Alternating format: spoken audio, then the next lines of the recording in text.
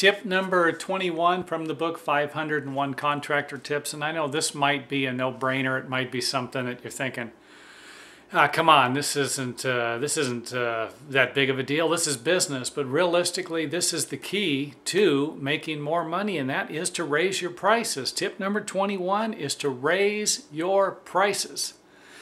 Don't get pigeonholed into working for $10 or $15 an hour. And I even want to say even $50 an hour. If you can make more money, make more money. That's what you need to do. This is why you're in business. You're not in business to do everyone a favor.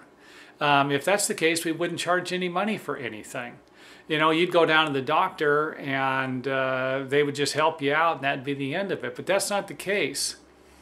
You're a professional working in a business that requires you to make enough money to keep working in the business.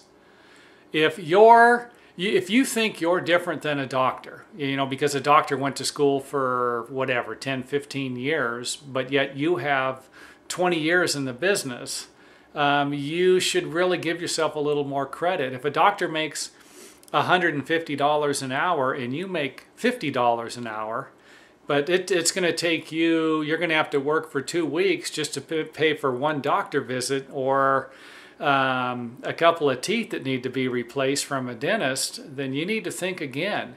You need to make as much money as you possibly can in your area for your specific skill. This is what everybody else does. So don't get caught in a trap of believing that just because everyone else makes $20 an hour, that you should make $20 an hour also. And another thing I'd like to point out, and this is something that realistically I shouldn't say. I mean, I'm here to promote my book, 501 Contractor Tips. And this isn't going to help promote my book. But if you are working as a contractor, and you are not making enough money, you don't have enough work, you're having a difficult time, you've already bought this book and it isn't working out, you should think about getting into another business or doing something else. And again, I know this isn't going to help me sell more of my books on contracting, but it's the truth. It's one of the reasons why I got out of contracting and started writing books. And I'm not saying this is for everyone. I don't know anyone.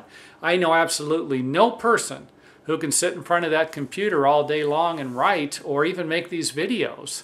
You know, they're not cut out for that. Some people are not cut out to write books. Some people are not cut out to be doctors, and some people are not cut out to be contractors. So just give that a thought. That's a bonus tip there. For anybody who is contracting and having a difficult time with it. But again, back to tip number 21, it is important to raise your prices and make as much money as you can. And then even more important to save your money for the bad times, because they are in abundance. You are going to have good times and bad times in the construction business.